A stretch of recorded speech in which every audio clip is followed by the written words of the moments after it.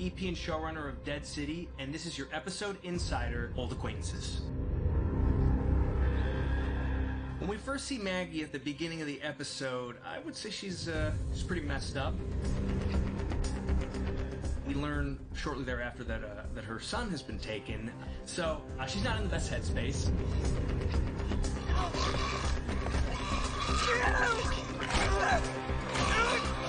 You know, we see her just destroying this walker. We all know it's not exactly about the walker. So she's in a rough spot, but she reels it in, she holds it together, and getting on her way. You know, I had a hunch you were up to something.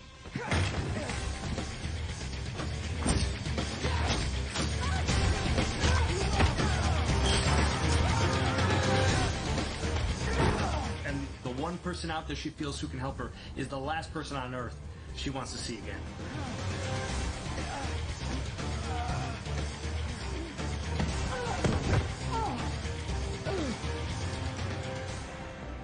Negan is a wanted man. He's on the run. He's hiding out, taking care of this young girl, Ginny. Ginny, this here is Maggie. See, Maggie and I are old acquaintances.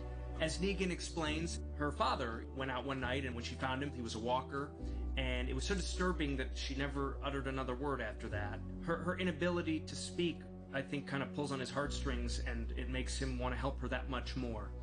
A few weeks back, I got raided. Right before he took my son. Do you know what he did?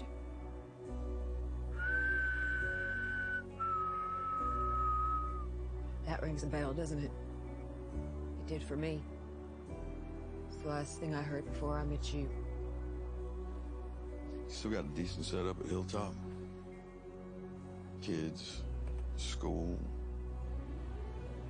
Who put up that girl? Maggie needs something, he needs something. And these are two people basically entering a business partnership. But of course, they have no idea what they're getting into. When Maggie and Negan are on the boat and they're approaching Manhattan, for so long, maybe since the beginning, I always imagined that it was going to be that the fog parts to reveal the city. We needed to hide that reveal because it was just so important. We'd been teasing the city for so long.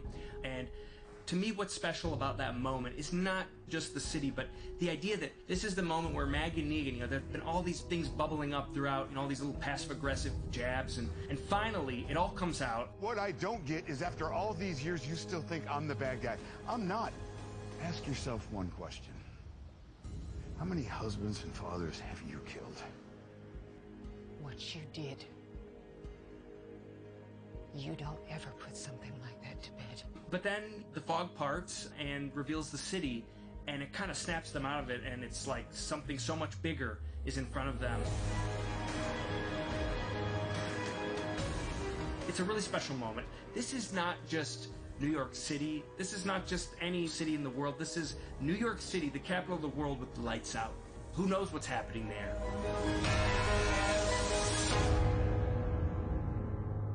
So, of course, we have to talk about the cockroaches. Every single person who read the pilot script for the first time, it was the first thing they mentioned to me. They said, oh my God, the cockroaches. Lauren Cohan, I think the first time she saw that, literally, screamed. Jeffrey insisted on it being a live cockroach going into his mouth. No, I'm just kidding. There's actually a scene that got cut, when Negan and Ginny end up in the back of Maggie's truck. And Negan looks down and sees a little cockroach crawling around, and we get the sense he's not a fan of cockroaches. Nope.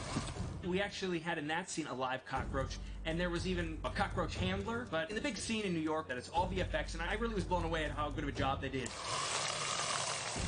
This episode is really just kind of like the Heart of Darkness journey into the city.